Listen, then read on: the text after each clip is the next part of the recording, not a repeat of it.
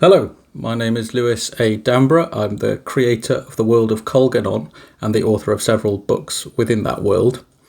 And this is the second of these videos, these kind of blog type videos that I'm doing. They sort of accompany some written blogs that I've started on my website. And they're really a kind of informal chat around my thought process when I go into world building, how I try to create my world, how I try to conceive of that world, how I frame my stories and the general structure that sits behind what I'm doing. So it's a bit of a behind the scenes look and some thoughts and thinking that hopefully you find insightful, hopefully help you with your own world building. They're kind of structured, kind of not. They're more me putting my thoughts to video and kind of working my way through these problems. They're an accompaniment, really, though, to the serialized production of an ambitious work I'm creating called Colganon, Her Lands and People, which is essentially an overview of the world of Colganon through the eyes of Yusakol Kuzua, who is one of the wandering philosophers of the Zosu and the tutor to the king of the Doldun, Tukolga. The book was created as his as an accompaniment for Tukolga on his expedition to the east, to the west. Sorry, and this is kind of my commentary on it almost as a way into world building. The first of these talks was quite broad. It was quite a macro level of how I conceive the world, what framework do I use to build it. We talked through kind of the layering approach that I have, so looking at the physical layers of the world, how that informs then the cognitive layers, and how those physical and cognitive layers can then inform my writing and your writing. The next series of these talks are going to be a little more focused, a little more condensed on to particular aspects of world building. So this talk is tied intimately to the image next to me, which will be available for sale very soon. I'm working on that. And that is the cosmos of Colganon, so the shape of the cosmos. This is specifically how the Zosu conceive of the cosmos. It would be different for other cultures, but this is the Zosu conception of the world, the conception of the cosmos. That may not seem like the most obvious place to start when you're building the world. I'm zooming right back out to a cultural conception of the entire universe. But it is a good thing to have established early, especially seeing as the Zosu are the main entry point to the world. They're the culture I focus on the most. They're the ones that have had the most background, the most lore, the most stories set in their kind of sphere. So having a clear idea of the cosmos, for me as an author, is very important to give those stories their proper framing, to give the characters the point of view that they would take into the world. But it's also interesting, I think, for the reader and important in a way of shaping the story and giving them an entry point onto the world. So, creating a cosmos, how do we start with this? It is quite a hard thing to do. It's not really something you can design, I don't think, or develop in a particularly structured way. I certainly found that I sat down several times to try and develop a framework and a structure and do it in this formalized, almost scientific way. And that doesn't work. It doesn't work at all. Because that's not how cultural conceptions of things actually work. They're much more organic. They need to grow and stretch and shape to the history of the world, to the people within it, to different conceptions, different ways of viewing the world. Think of it more like a tree whose branches stretch off in different directions. They come up with different avenues, different aspects, different ways of going. Maybe a dead end, but they still add important depth and flavour to a world.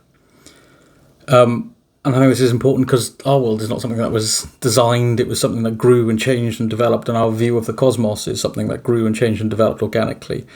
And so what happens is, because that's the way we are used to conceiving of the world, even though it's not in the forefront of our minds, too much heavy construction on a created world becomes really obvious.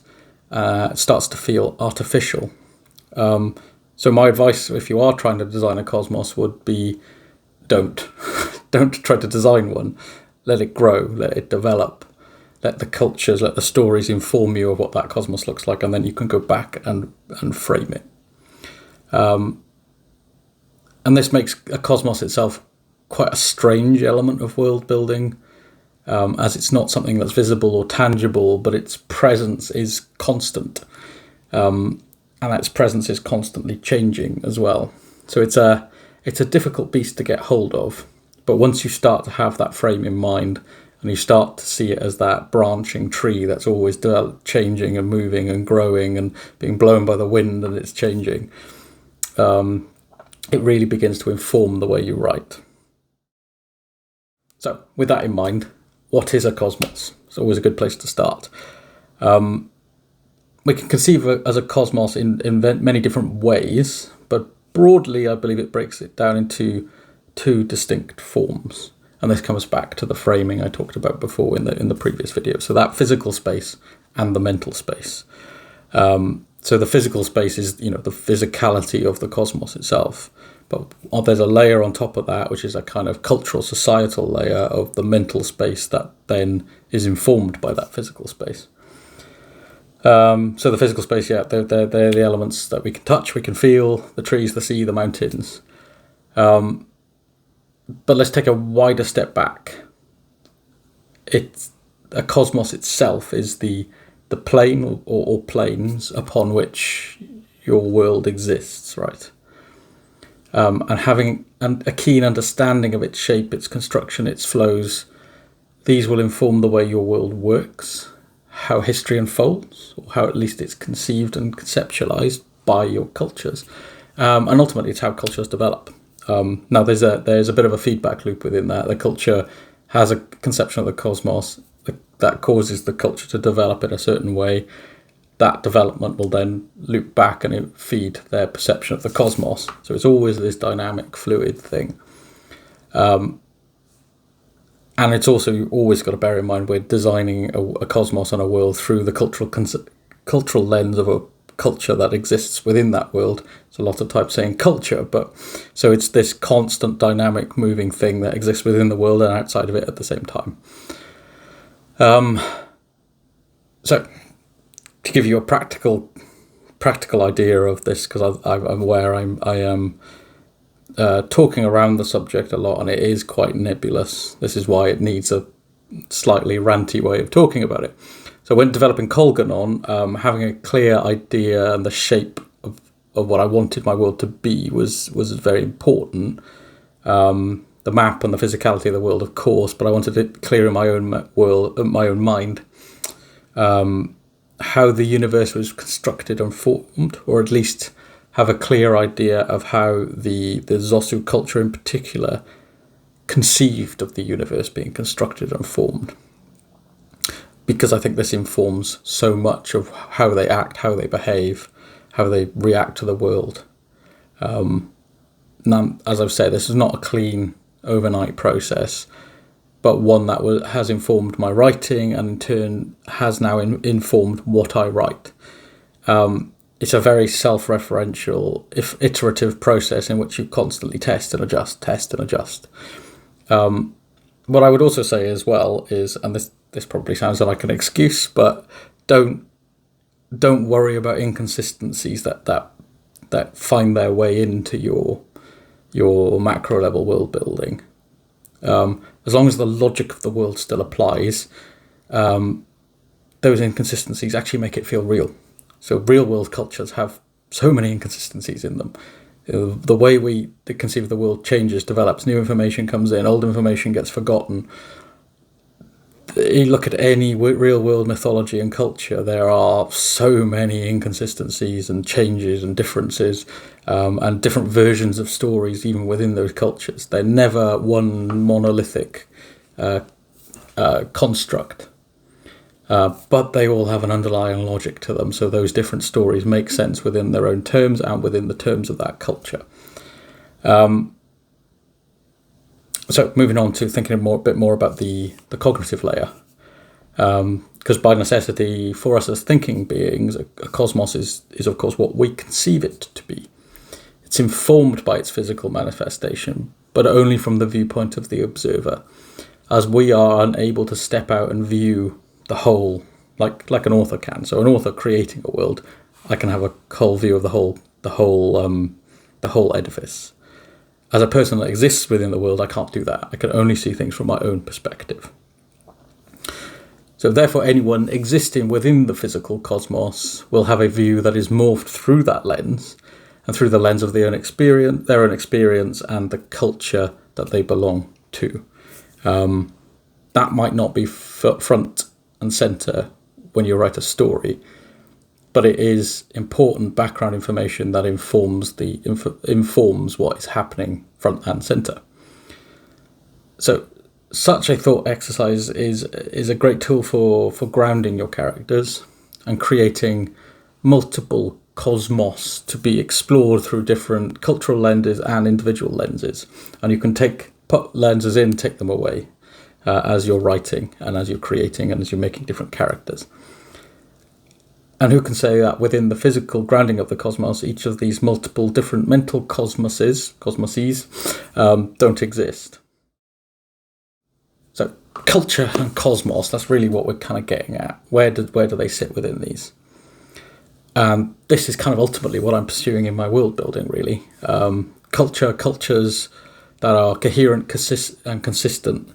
And that conception of the cosmos is a really clear, really important part of that. It having its own shape and its own logic means that your cultures can be clear, they can be consistent. Inconsistencies exist, but there's a consistent logic and framework behind those inconsistencies, if that makes sense.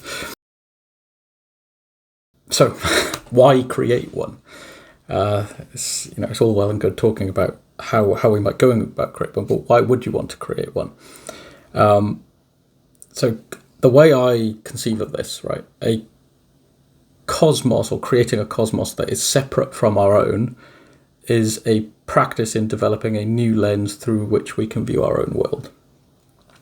It forces you to think about things in a different way. It forces you to see things from a different perspective, to interpret things differently.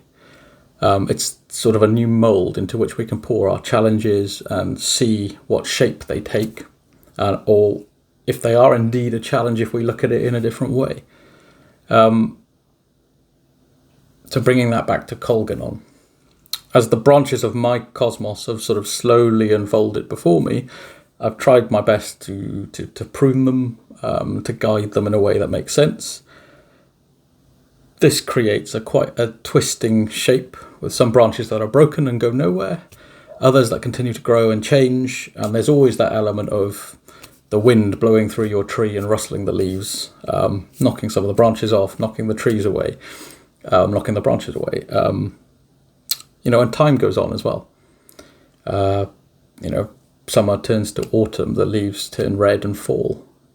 That is an element that can be caught within your world building. So I'm presenting you, and the chapter that accompanies this, the Cosmos chapter of Colganon, Hillands and People, appears to be cohesive front and centre through the eyes of Yusukol Kozua. But that's his conception of a world through the logic of the Zosu culture that he has inherited. What sits behind that is a load of inconsistencies, of changes, of developments. Within the Zosu culture, there are different interpretations of this story. But the whole logic sits there, and it informs the way the characters then develop. Yusukol is using this as a tool to teach Takolga about the world, who then goes out into the world and tries to apply that tool, with varying degrees of success and consequence. So I think I will leave it there for now. Hopefully you found that kind of interesting, informative. Hopefully it sparks ideas. Hopefully it has also piqued an interest in Colganon and in some of my books. If it has, please go to my website. Links are down below.